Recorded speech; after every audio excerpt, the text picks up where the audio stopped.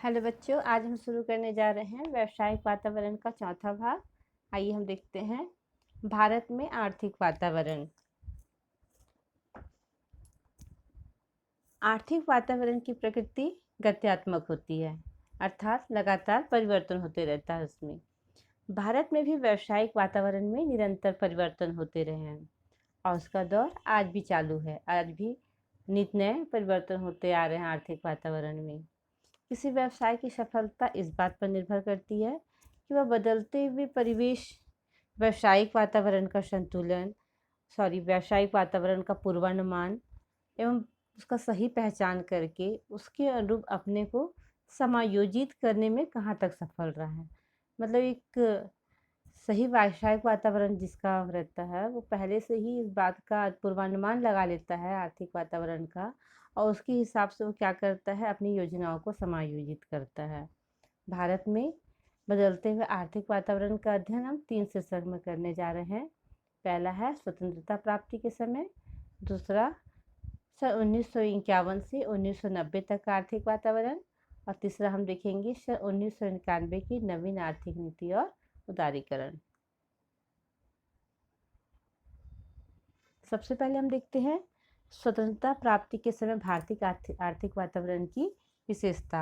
स्वतंत्रता प्राप्ति के समय हमारा भारत का आर्थिक वातावरण किस प्रकार था।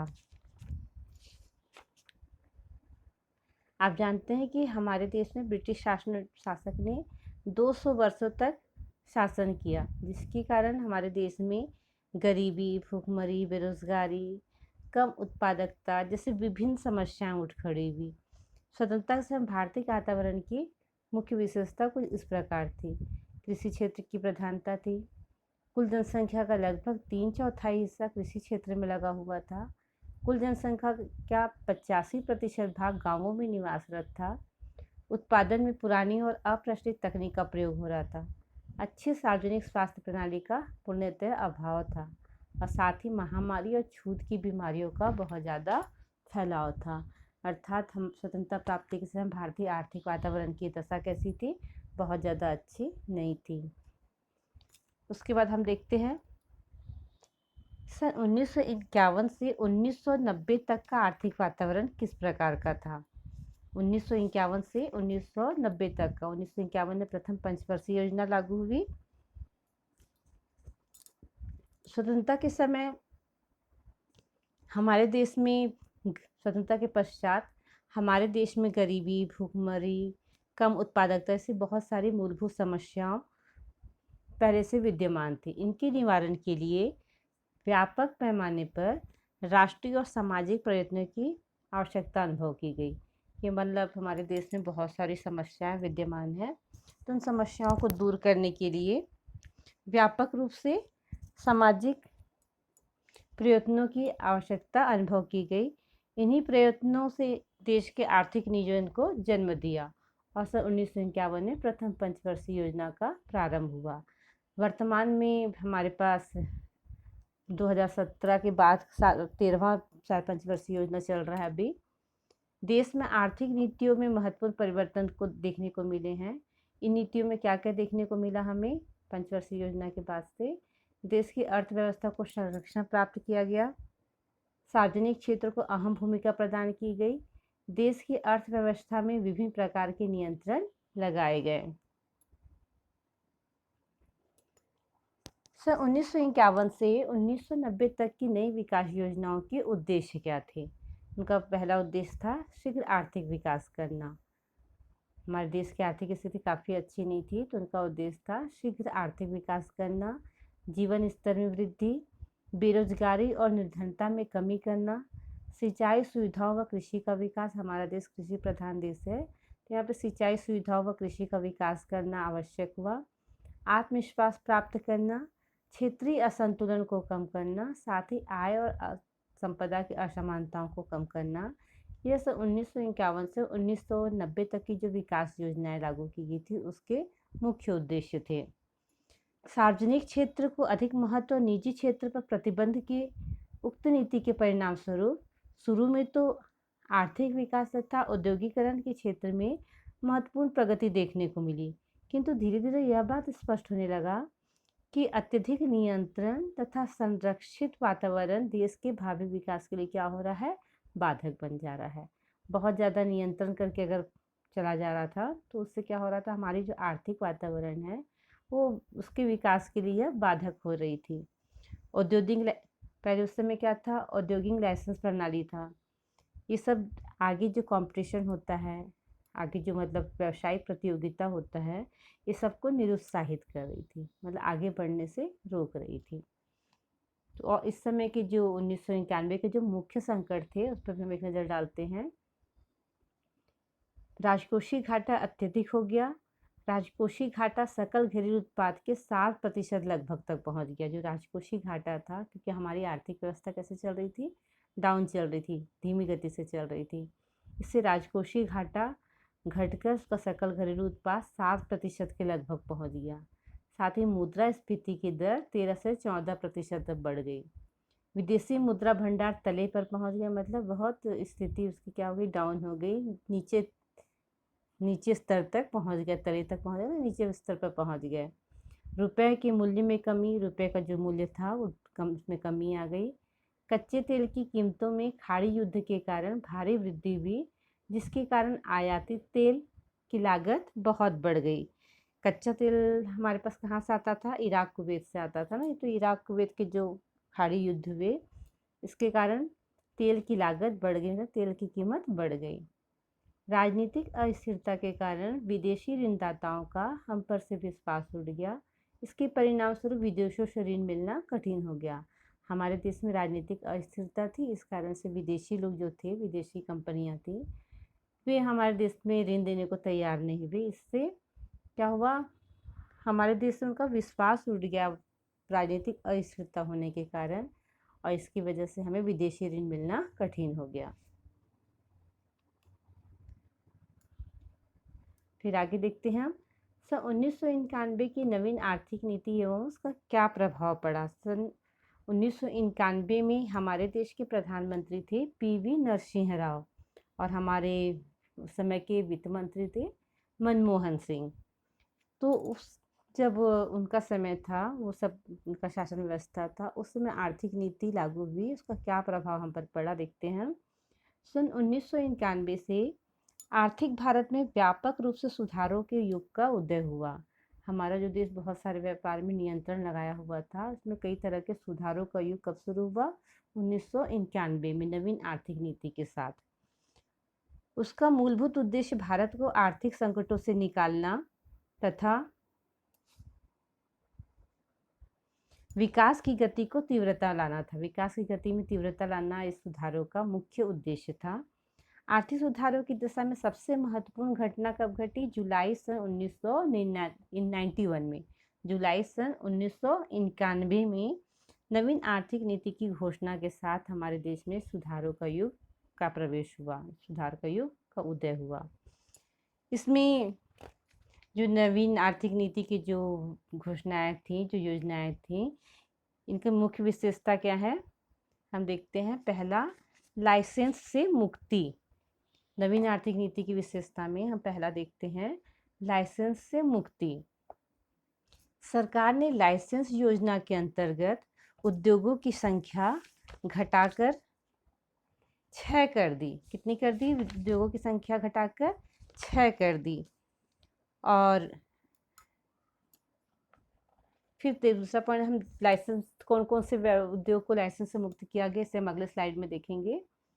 पहला पॉइंट हमने देखा लाइसेंस से मुक्ति, तो क्या देखते हैं हम, सरकार ने लाइसेंस योजना के अंतर्गत उद्योगों की संख्या घटाकर 6 कर दी। मतलब 6 ऐसे उद्योग थे जिनके लिए लाइसेंस लेना अनिवार्य था।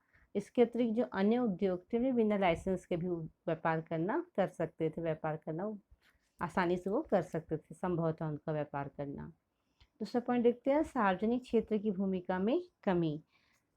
सार्वजनिक क्षेत्र की भूमिका को 4 उद्योगों तक सीमित कर दिया गया और शेष उद्योगों को निजी क्षेत्र के लिए मुक्त कर लिया। एक बार हम देख ही लेते हैं कि कौन कौन से वो क्षेत्र थे। हम 4 सार्वजनिक क्षेत्र हैं, अस्त्र शस्त्र व सुरक्षा से संबंधित उपक्रम, दूसरा था परमाणु ऊर्जा, तीसरा आणविक ऊर्जा, चौथा रेल परिवहन। ये 4 सार्वजनिक क्षेत्र ऐसे क्षेत्र हैं जिनको सार्वजनिक क्षेत्र के लिए घोषित किया रखा गया, और इसके अतिरिक्त जो अन्य उद्योग थे उन्हें निजी क्षेत्र के लिए मुक्त कर दिया गया। और वे उद्योग जिनमें लाइसेंस ज़रूरी हैं वे उद्योग हैं दवाई उद्योग, शस्त्र उद्योग, पेट्रोलियम उद्योग, अल्कोहल उद्योग, केमिकल उद्योग और रेलवे उद्योग। इनमें लाइसेंस का होना अनिवार्य है। चलिए तीसरा पॉइंट हम देखते हैं, विनिवेश। विनिवेश का अभिप्राय सार्वजनिक क्षेत्र उपक्रमों के संपूर्ण अंशों या उनके एक भाग का विक्रय करने से है। विनिवेश को कई सार्वजनिक क्षेत्र उपक्रमों में लागू कर दिया गया। अर्थात विनिवेश का अभिप्राय क्या है, उपक्रमों के संपूर्ण अंश को, जो उपक्रम के कंपनियों के संस्था के जो अंश होते हैं या उनके एक भाग का विक्रय करने के लिए मतलब क्या किया गया, फ्री कर दिया गया है ना, कि सार्वजनिक क्षेत्र वाले भी इसे खरीद सकते हैं इन अंशों को और इससे वे व्यापार कर सकते हैं। चौथा पॉइंट देखते हैं, विदेशी पूंजी का उदारीकरण। विदेशी समता भागीदारी को बढ़ा दिया गया और कई क्रियाओं में तो प्रत्यक्ष विदेशी निवेश को 100% तक की छूट दे दी गई। अर्थात विदेशी पूंजी के लिए क्या किया गया, उदारीकरण की नीति को अपनाया गया। विदेशी पूंजी आसानी से हमें उपलब्ध हो सके, इस हेतु कम से कम कितना 100% तक का छूट प्रदान कर दिया गया। आगे देखिए, तकनीकी समझौते के लिए उदार नीति। विदेशी कंपनियों के साथ तकनीकी समझौते के लिए भारतीय कंपनियों को स्वतः अनुमति दी गई। मतलब जो विदेश में जो तकनीकी नए टेक्नोलॉजी का आविष्कार होता है या फिर इंडिया में जो हो रहा था, में आपस में एक दूसरे को अपने तकनीकी भेजने के लिए, सिखाने के लिए ना एक उदार नीति को अपनाया गया, ताकि आसानी से हम वहाँ की नीति को हम अपना सकें, हमारी नीतियों को वो अपना सके। कौन सी नीति, तकनीकी नए टेक्नोलॉजी की जो नीतियाँ होती हैं उसे। आगे पॉइंट देखिए आप, विदेशी निवेश प्रवर्तन बोर्ड की स्थापना। भारत में विदेशी निवेश के प्रचालन एवं प्रवर्तन के लिए विदेशी निवेश प्रवर्तन बोर्ड की स्थापना की गई। मतलब जो भी समझौते हैं, इन सारे समझौतों के लिए विदेशी देशी व्यापार के लिए एक ऐसे प्रवर्तन बोर्ड की स्थापना की गई जहाँ पे एक समान सबके लिए सुनवाई करना संभव हो सका। लास्ट पॉइंट देखते हैं हम लोग, लघु पैमाने के उद्योगों की स्थापना। लघु पैमाने के उद्योगों की स्थापना को प्रोत्साहित करने लघु पैमाने के उद्योगों को कई लाभ प्रदान किए गए। नवीन आर्थिक नीति के अंतर्गत इस बात पर ध्यान रखा गया कि लघु पैमाने के उद्योगों की अधिक से अधिक स्थापना की जाए, उन्हें कई प्रकार के लाभ प्रदान किए गए। ये क्या हमारे नवीन आर्थिक नीति की कुछ मुख्य विशेषताएं थे। एक बार फिर से मैं बता दूं आपको, नवीन आर्थिक नीति की मुख्य विशेषता क्या है। पहला, लाइसेंस से मुक्ति। लाइसेंस से मुक्ति किनको दिया गया, 6 मुख्य कुछ उद्योग थे, उनको छोड़ के बाकी सब में लाइसेंस की छूट दी गई। 6 मुख्य उद्योग कौन कौन से थे, एक बार देख लीजिए। दवाई, शस्त्र उद्योग, पेट्रोलियम, अल्कोहल, केमिकल और रेलवे। इन 6 को छोड़कर अन्य जो व्यवसाय थे, अन्य जो उद्योग हैं, उनमें लाइसेंस अनिवार्य नहीं था, हटा दिया गया लाइसेंस की अनिवार्यता को। दूसरा, सार्वजनिक क्षेत्र की भूमिका में कमी। सार्वजनिक क्षेत्र में 4 उद्योग को छोड़कर बाकी अन्य को मुक्त कर दिया गया। किसके लिए, निजी क्षेत्र के लिए, कि निजी क्षेत्र भी उसमें अपना इन्वेस्टमेंट कर सकता है। ये 4 उद्योग कौन कौन से हैं, अस्त्र शस्त्र व सुरक्षा से संबंधित उपक्रम, परमाणु ऊर्जा, आणविक ऊर्जा और रेल परिवहन। ये 4 क्षेत्र को छोड़कर बाकी सबको क्या कर दिया गया, निजी क्षेत्र के लिए मुक्त कर दिया गया। निजी क्षेत्र उसमें अपना इन्वेस्टमेंट कर सकते हैं। विनिवेश के लिए कई तरह के नियम लागू कर दिए गए। विनिवेश से अभिप्राय, आप फिर से एक बार सुन लीजिए, विनिवेश से अभिप्राय सार्वजनिक क्षेत्र उपक्रमों के संपूर्ण अंशों या उनके एक भाग का विक्रय करने से है। सार्वजनिक क्षेत्र उपक्रम के संपूर्ण पूरे अंश या उनका कोई एक भाग को विक्रय करने से अभिप्राय क्या है, विनिवेश करना।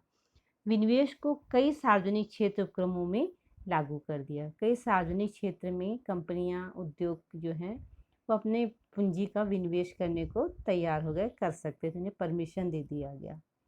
विदेशी पूंजी का क्या किया गया, उदारीकरण कर दिया गया।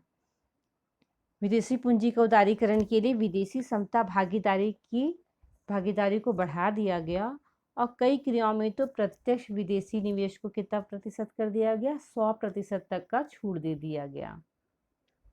साथ ही तकनीकी समझौते के लिए उदार नीति अपनाई गई, विदेशी निवेश प्रवर्तन बोर्ड की स्थापना की गई, लघु पैमाने के उद्योगों की स्थापना की गई।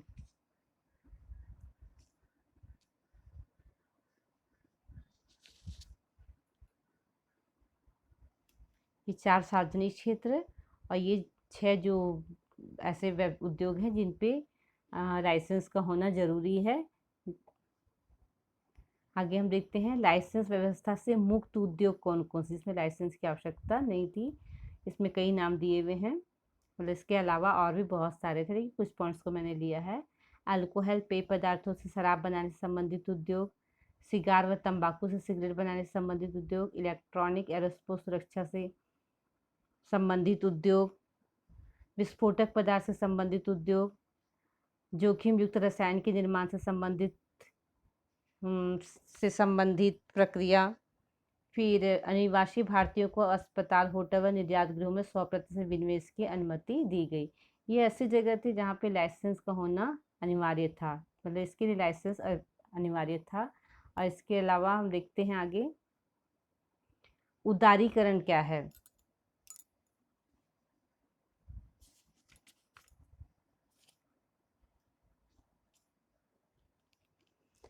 उदारीकरण का अर्थ, उदारीकरण शासन व्यवसाय तथा उद्योग पर लगे प्रतिबंधों को न्यूनतम करना या ढील देने से है ताकि अनावश्यक प्रतिबंधों को समाप्त किया जा सके। उदारीकरण के द्वारा देश में ऐसा आर्थिक वातावरण स्थापित करने के प्रयास किए जाते हैं जिससे देश के व्यवसाय उद्योग स्वतंत्र रूप से विकसित हो सकें तथा उन्हें कार्य करने में किसी प्रकार की बाधाओं का सामना न करना पड़े। उदारीकरण मतलब कि व्यवसाय के लिए आपस में उदार हो जाना। उदारीकरण के द्वारा देश में ऐसा आर्थिक वातावरण स्थापित कर दिया जाता है या करने का प्रयास किया जाता है जिससे देश के व्यवसाय उद्योग स्वतंत्र रूप से विकसित हो सके तथा उन्हें कार्य करने में किसी प्रकार की बाधाओं का सामना न करना पड़े। आसानी से हमारा देश या दूसरा जो देश है वो व्यवसाय कर सके, उसमें किसी तरह का विशेष बाधा का सामना उससे न करना पड़े। क्या कहलाता है? उदारीकरण कहलाता है।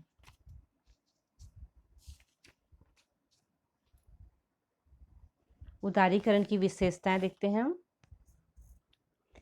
अधिकतर उद्योगों में लाइसेंस की अनिवार्यता को समाप्त करना। अधिकतर उद्योगों में लाइसेंस की अनिवार्यता को समाप्त करना क्या कहलाता है? उदारीकरण।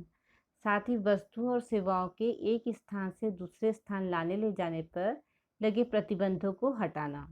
वस्तुओं और सेवाओं के मूल्य निर्धारण में स्वतंत्रता प्रदान करना।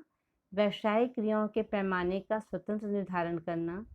विदेशी पूंजी व तकनीक को आकर्षित करने को सरल बनाना। अर्थव्यवस्था पर लगे अनावश्यक नियंत्रणों से मुक्ति देना।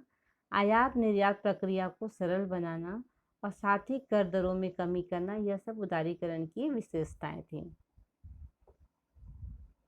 उदारीकरण के प्रमुख उपाय के अंतर्गत हम देखते हैं वस्तुओं एवं सेवाओं के आवागमन पर लगी बाधाओं को हटाना। वस्तुओं और सेवाओं के आवागमन पर जो बाधा पहले लगी हुई थी उन बाधाओं को हटा देना। लाइसेंस प्रणाली को न्यूनतम तथा सरल बनाना। आसानी से कोई भी व्यवसाय करने के लिए छूट प्रदान करना क्या कहलाएगा? लाइसेंस प्रणाली को न्यूनतम तथा सरल बनाना। नवीन उद्योगों की स्थापना को स्वतंत्रता देना। साथ ही आयात नीति को सरल बनाना। वस्तुओं की कीमत का निर्धारण उत्पादक को निर्माताओं द्वारा किया जाना। वस्तु का जो कीमत है उसका निर्धारण किसके द्वारा करना? उसका जो कीमत निर्धारण करने का कार्य उत्पादक को और निर्माताओं द्वारा किए जाने को छूट प्रदान किया गया। साथ ही देखते हैं उत्पादों के वितरण पर लगी रोकों को हटाना। ये सब हमारे क्या हैं? उदारीकरण के प्रमुख उपाय हैं जिसकी वजह से उदारीकरण के हमें फायदे मिलना स्टार्ट हो गए। अब हम देखते हैं निजीकरण क्या है। निजीकरण का अर्थ है सार्वजनिक क्षेत्र उपक्रमों के स्वामित्व, प्रबंध तथा नियंत्रण को निजी क्षेत्र के उद्यमियों को हस्तांतरित करना। निजीकरण का क्या अर्थ है? सार्वजनिक क्षेत्र उपक्रम के स्वामित्व, प्रबंध, मतलब सार्वजनिक क्षेत्र के जो उपक्रम हैं उनमें जो स्वामित्व है, जो उनके मालिक होने का जो प्रबंध व्यवस्था है, उसका नियंत्रण किसके हाथ में देना? निजी क्षेत्र के उद्यमियों को हस्तांतरित करना, यह कहलाता है निजीकरण। अगर हम इसे बड़े अर्थ में लेते हैं, व्यापक अर्थ में, तो किसी नए उपक्रम को सार्वजनिक क्षेत्र के बजाय निजी क्षेत्र में स्थापित करना ही क्या कहलाता है? निजीकरण कहलाता है। निजीकरण का उद्देश्य सार्वजनिक क्षेत्र की भूमिका को प्रतिबंधित करना तथा निजी क्षेत्र की भूमिका को बढ़ाना है।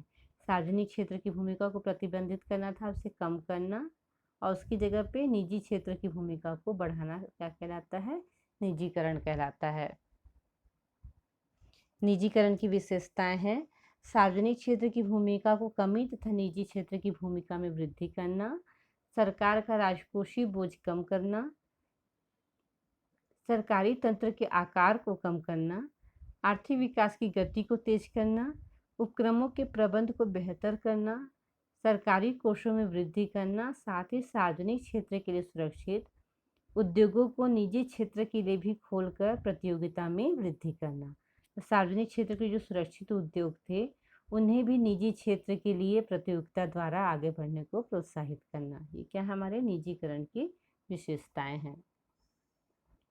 एग्जाम्पल के तौर पर हम देख सकते हैं, सार्वजनिक क्षेत्र की कंपनी बाल्को की 51% हिस्सेदारी निजी क्षेत्र की कंपनी स्टरलाइट लिमिटेड को विक्रय कर निजी क्षेत्र में स्वामित्व का हस्तांतरण कर दिया गया।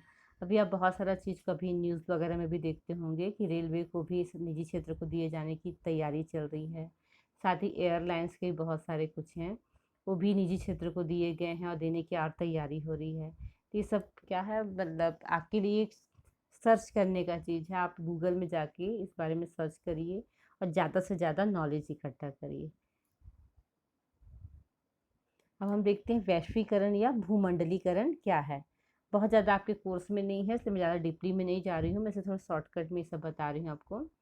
वैश्वीकरण या भूमंडलीकरण क्या है?